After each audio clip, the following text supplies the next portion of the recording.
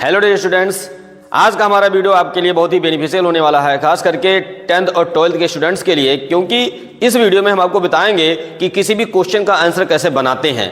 आपको क्वेश्चन का आंसर बनाने का ट्रिक बताया जाएगा। हम कुछ ऐसा ट्रिक बताने वाले हैं जिससे आप अपने क्वेश्चन पेपर से क्वेश्चन को ही उतार देंगे और आपका आधे से ज़्यादा आंसर बन जाएगा। और कुछ चीज़ें आगे जोड़ना है, किस टाइप के क्वेश्चन में क्या जोड़ना है, ये हम आपको बताने वाले हैं, जिससे आपका सारा आंसर बिना रटे ही आपको आ जाएगा। आपको क्वेश्चन के आंसर को रटने के लिए आपको मेहनत नहीं करना पड़ेगा। तो आइए हम आपको दिखाते हैं कि किसी क्वेश्चन के आंसर को कैसे बनाते हैं।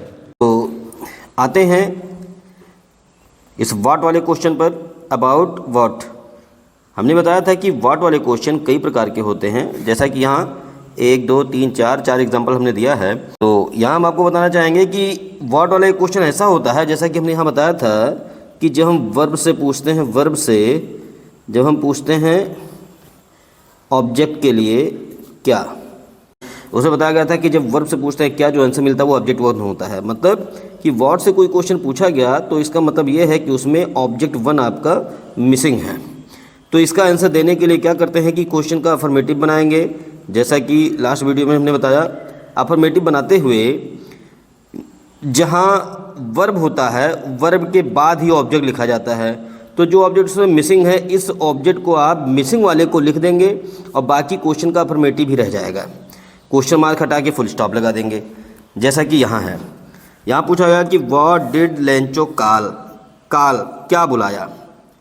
तो क्या बुलाया था, उस एम्प्लॉयज़ को उन्होंने बुलाया, जो भी बुलाया था। आपको आंसर याद ही होगा अगर आपने स्टोरी पढ़ा है। पहले इसका अफर्मेटिव बनाएंगे। अफर्मेटिव बनाने के लिए वही प्रोसेस कि इस इंट्रोगेटिव वर्ड को हटा देंगे और डू डज डिड अगर लिखा है तो इसको भी हटा देंगे। अगर ये टू बी की क्रिया है तो सब्जेक्ट के बाद आएगी, लेकिन डू डज डिड को हम जनरली हटा देते हैं। डिड को हटाएंगे, ये वो सेकंड फॉर्म हो जाएगा, तो हो जाएगा लेंचो कॉल्ड, लेंचो कॉल्ड। और इसी वर्ब के बाद जो वर्ब यहाँ मिसिंग है, ऑब्जेक्ट जो मिसिंग है, उसे इस वर्ब के बाद ही लिख देंगे। क्या बुलाया था, बंच ऑफ क्रुक्स। तो अफर्मेटिव बनाएंगे, अफर्मेटिव बनाते हुए डिड को हटाएंगे, हो जाएगा लेंचो कॉल्ड। और जो कहा था, जो पुकारा था, उसको यहाँ हम वर्ब के बाद लिख के बाकी सारे क्वेश्चन को ही हमें ऐसे उतार देना है। To the employ,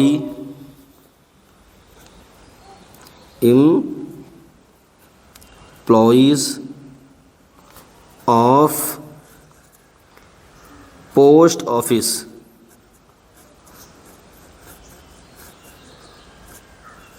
full stop. ये हो गया आपका आंसर। इस क्वेश्चन पर आते हैं। यहाँ पूछा गया कि what was effort of the storm, तूफान का प्रभाव क्या था। जनरली ज़्यादातर व्हाट वाले क्वेश्चन ऐसे आते हैं कि जब व्हाट से कोई क्वेश्चन पूछा जाता है तो सबसे पहले उसका अफर्मेटिव बनाएंगे, अफर्मेटिव, और लास्ट में हम लगाएंगे दैट। दैट का अर्थ यहाँ हो जाता है कि। तो जब व्हाट से कोई क्वेश्चन पूछा जाता है, व्हाट, तो जनरली इस टाइप के क्वेश्चन कई प्रकार के होते हैं। इस टाइप के क्वेश्चन जो है ये कई प्रकार के होते हैं। व्हाट करके कभी कभी बीच में से आ जाता है, कभी कभी टेल आ जाता है, कभी कभी आस्क आ जाता है। इसी प्रकार थिंक भी आ सकता है, थिंक। और इनमें से कोई एक शब्द आ जाएगा, या कभी कभी नहीं भी आता है इसमें से कोई शब्द, जैसा कि इसमें से, टेल, आस्क, थिंक आदि चीज़ें नहीं लिखी हैं। फिर भी इसके अर्थ को हम जब निकालेंगे, पूछा जा रहा है कि what was effect of the storm, तूफान का प्रभाव क्या था। हम जब आंसर देंगे तो बताएंगे कि तूफान का प्रभाव था, और लास्ट में लगाएंगे कि तूफान का प्रभाव था कि। अब क्या प्रभाव था, उस पॉइंट को हमें यहाँ आगे जोड़ देना है अपने तरफ से। तो जैसा कि इसके आंसर में आते हैं, इसका आंसर हो जाएगा, अफर्मेटिव बनाएंगे तो फिर वही चीज़, ये व्हाट हटा देंगे, इंट्रोगेटिव वर्ड, और टू बी की क्रिया जाएगी सब्जेक्ट के बाद। इसमें पूरा शब्द हमारा सब्जेक्ट है। इतना बड़ा सब्जेक्ट कैसे हो गया, हमने आपको बताया था कि जब कहीं ऑफ लिखा हो तो इसके पहले वाला, इसके बाद वाला सब एक ही में होता है। तो इसलिए पूरा हमारा सब्जेक्ट है। तो यहाँ हो जाएगा effect of the store was पीछे जाएगा और अब यहाँ लगाएंगे that effect of the storm was that, अब इसके आगे जो इफेक्ट था उसको जोड़ देंगे। इफेक्ट था कि द स्टॉर्म डिस्ट्रॉय कर दिया। क्या डिस्ट्रॉय कर दिया? The crop and the corn completely.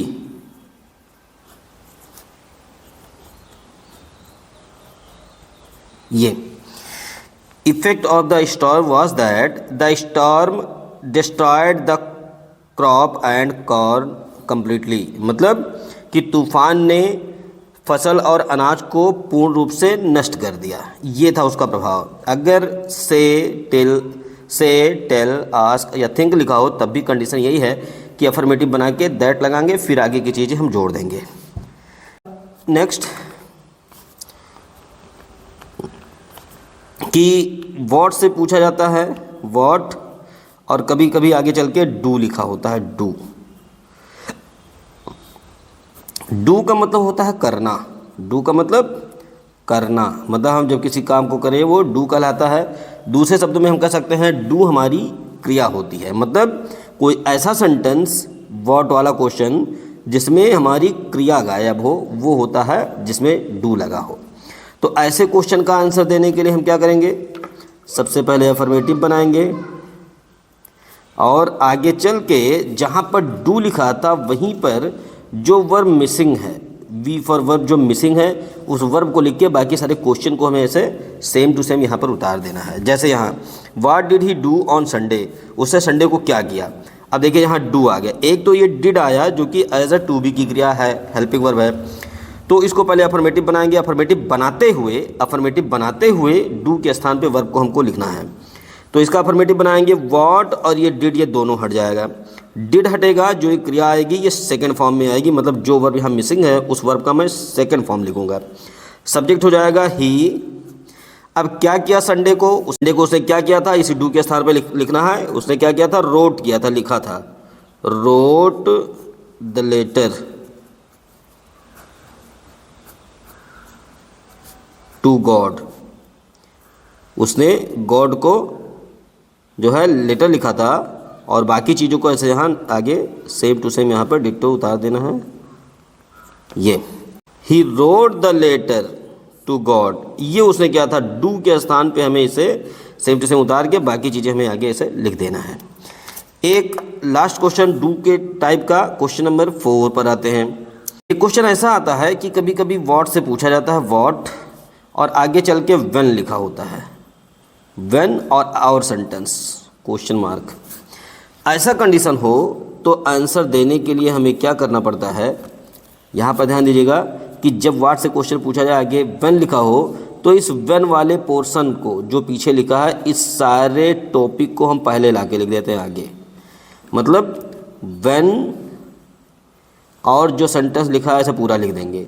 उसके बाद ये जो क्वेश्चन है, ये क्वेश्चन इन्हीं चारों में से किसी एक टाइप का होगा। जिस टाइप में है उसी के हिसाब से यहाँ पहले हम कॉमा लगाएंगे और इसको हम अफर्मेटिव बनाएंगे। अफर्मेटिव बनाने के बाद इनमें से जिस किसी टाइप का ये वर्ड वाला क्वेश्चन है उसी हिसाब से यहाँ अफर्मेटिव बना के हम आगे इसका आंसर दे के और यहाँ फुल स्टॉप लगाएंगे। जैसे कि इस आंसर पे आते हैं, ये क्वेश्चन है what did the postmaster do when. अब देखिए व्हेन आ गया ये, तो ये हमारा मेन क्वेश्चन होता है और यहाँ से हमको आंसर में डिट्टो ऐसे उतार देना है। जैसा कि अगर हम यहाँ आंसर दें तो यहाँ आंसर में हमें व्हेन से लेकर यहाँ तक पूरा ऐसा लिख देना है कि when he saw the letter addressed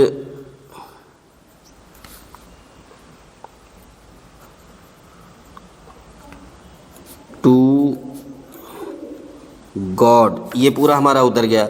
अब हम इस क्वेश्चन का यहाँ अफर्मेटिव बनाएंगे। यहाँ पूछा गया डू से, ये इस टाइप वाला क्वेश्चन, मतलब यहाँ पर what did the postmaster do, मतलब पोस्टमास्टर ने क्या किया जब उसने भगवान के नाम का पत्र देखा। तो जब उसने भगवान के नाम का पत्र देखा, तो ये हो गया। अब इसका अफर्मेटिव बनाएंगे तो चूंकि डू आ गया है तो डू पर काम ही गायब है, क्रिया ही गायब है। अफर्मेटिव बनाते हुए इस क्रिया को लिखेंगे लेकिन सेकेंड फॉर्म में, क्योंकि यहाँ डिड लिखा है। और वर्ड को हटाएंगे तो अफर्मेटिव बनेगा। वर्ड डिड को दोनों को हटाएंगे, यहाँ क्रिया सेकेंड फॉर्म में आएगी। और जो डू लिखा है इसके स्थान पे जो उस पोस्टमास्टर ने किया था उस काम को लिखना है।